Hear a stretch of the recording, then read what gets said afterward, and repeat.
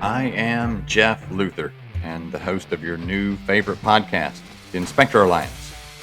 This is where we'll peel back the curtain and get behind successful service industry businesses to see just what makes them tick. We're going to focus around the home inspection business. That's what I've built. I've owned it for a little over 20 years now. But we'll also include other service businesses that might parallel ours so we can learn more. And the more we know, the better off we are, right? Our last episode, we talked about starting the home inspection business from scratch, or any service business for that matter. Kind of your base or your starting point, and how to, if everyone remembers, kind of get the flywheel to start to turn a little bit. And now I want to kind of jump a little bit forward. It seems like a big leap forward, but not. It's mastering the art of home inspection, which is more about the practice, and we'll talk more about that. But it could apply to any trade, really, any trade, any business. The technician in me loves to build new things. So starting from scratch, I really enjoy that. That's probably why I've done so well in the home inspection business, building my business from $0 to over $3 million.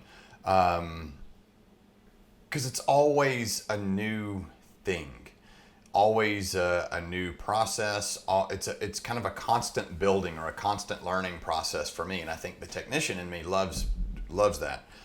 For any of those folks out there that have not read the book, The E-Myth, that's a good one to pick up. That's what comes to mind when we're talking about the technician or tactician. I've always said also, this is the only profession I know of where really the more you know, the worse off you are. And I'll try to make this simple. And I don't want to sound negative. Well, it's going to sound negative to you if it sounds negative to you. I don't mean to convey a negative message. How about that? I don't want to come off as negative, but it's the only profession I know of where the more you know, the worse off you are. I'll try to make it simple. I know people might kind of poo-poo this. I may get some ugly messages, but it's my show, my opinion, right? So I'll kind of approach it this way. Inspectors that I come in contact with, even in my own organization, they're very technician oriented, very technical oriented. They always want to get all the technical stuff right. And I will tell you, one of the most profound things that I've heard anyone speak to in that vein is from Alan Carson, who talks about report writing. And he said, oftentimes as inspectors, we feel like we have to write the report for the next inspector, because we feel like we're going to be graded on how well they could understand it, like it being a technical document. And that's really not our audience at all. Other inspectors know how to write an inspection report for the most part, and know how to do this on their own. So most inspectors I know, they want to get all the technical stuff right. They argue the code books versus installation instructions versus best practice, then what material to use might be best, and for what application, and in what climate, and in what region. There's a lot to debate about construction and building science overall. This is always going to vary from contractor to contractor, region to region, product to product, opinion to opinion. What's easiest to install, what's easiest to maintain, what's easiest to use, easiest to handle, most inexpensive material, less maintenance, all of those things. There's always going to be a difference of opinion. So as a result, inspectors, I would say, stay very in tune with current construction practice or the construction world by and large. And in turn, they learn about new practices, new products, new systems, new maintenance instructions. They go to seminars. We have annual seminars for home inspectors, so they go to seminars. They read, they get different certifications. Some of them even stay involved with the trades. There are a lot of inspectors that do this on part-time basis, so they're still involved with the trades. And that's actually how this business got started, by contractors being out at track homes doing their jobs during the day, and people come through the neighborhood and asking them if they would do kind of a construction walkthrough. And that's how the home inspection business started, by doing walkthroughs for new home buyers, where they would do a walkthrough. Usually it was structure oriented, and then it kind of grew. Well, it hasn't grown; it's still in its infancy, but then developed into a profession or a trade, so to speak. So if they stay involved with the trades, as these inspectors I'm speaking of, as they stay involved with the trades, they're always getting you new and sometimes mostly useful information. So as they learn about new things, they sometimes have an internal conflict with their conscious. So if we think about this is where I think that the more inspectors know, the worse off they are. Okay, or the less valuable they become. That might even be a more appropriate statement. The more an inspector learns, the less valuable they become. I'll try to put this in terms so I don't get yelled at, but there are a few inspectors out there that like to yell when they disagree.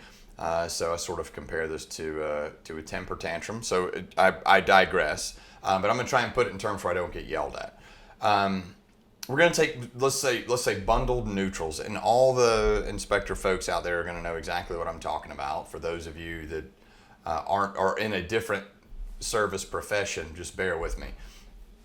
So we're going to take bundled neutrals or double tap neutrals, however you want to phrase it, whatever you want to call it. Use your own words here. Insert your own words, and I'll use mine, and we'll just agree that ours are both different.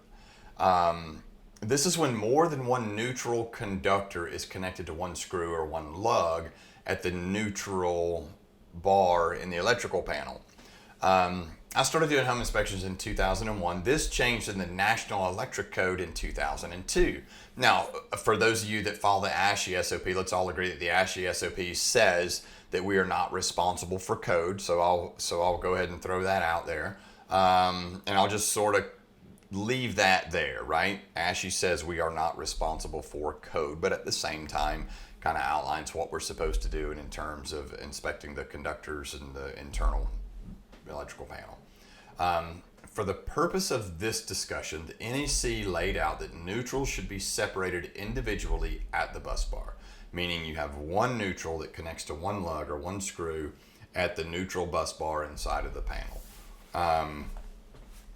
So say, for example, I did an inspection in 2001 on a house that was 3 years old at the time, so built in 1998, right?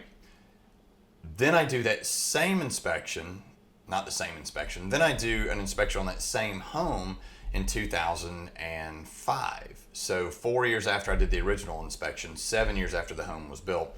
Chances are that sometime in that period, I'm going to have learned about a new standard, right? As a home inspector, going through all the criteria we just talked about, where I'm staying current in my industry, maybe even still in the trade, but chances are good sometime in that 7-year time frame, I'm going to have learned something new. Now I have a dilemma. One is that I said the panel was okay in 2001, and we're assuming, right? We're assuming, all things being equal, that in 2001 I found no issues with that panel. Now it's 2005, so now I have a dilemma. I've learned something new. So one of those dilemmas is that I said the panel was okay in 2001. Now I need to figure out why it was okay then and not okay now, speaking specifically about these bundled neutrals. I'm now displaying a problem that will most likely have no easy solution. I just became less valuable. So something that the house has survived perfectly fine for the last 7 years, now I'm saying is not okay. Further, I'm saying that the repair is probably going to be pretty expensive. In most instances, this may even be replacing the panel, because you can't interchange the parts inside of a panel, and if there's not enough room on that neutral bus to run all the lugs individually or run all the conductors to an individual lug, then you would need to replace that panel. It could be pretty expensive. And then it gets into the permitting process, what has to be updated and what doesn't. It can be a little sticky. So the sellers now have an issue that they have to deal with, that they may have been able to have the seller address during their purchase had they known. So I just became less valuable to the sellers.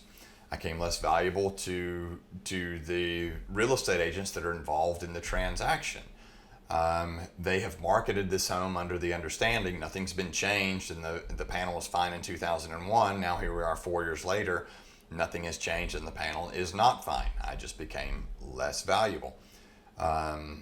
So I created my own ethical dilemma by learning more. I became less valuable by learning more. Some of you folks out there are going to know exactly what I'm talking about. You'll know exactly what I mean, and you'll understand. Here's another one.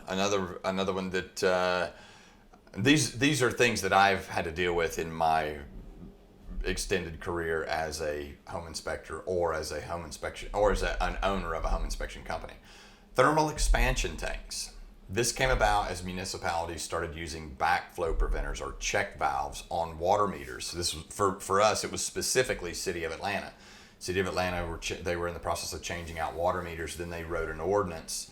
The water meters got changed out, so they put check valves on them, or backflow preventers. This means that for all the water that goes into the system, that goes through the meter and into the home, none of it can go back through that water meter. And the plumbing system of a home is a closed loop system, so it's totally closed off, unless of course there's a leak, which by design they're not supposed to leak, so we have to assume that it's always going to be a closed loop system.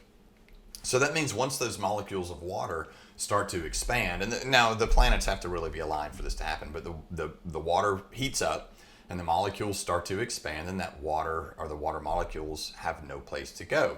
It can cause a toilet to leak. I mean, it can actually cause a leak or blow out a fixture. It's very far-fetched, but that is why they put in the ordinance to have backflow preventers, to have thermal expansion tanks. And the thermal expansion tanks would work in conjunction with a backflow preventer.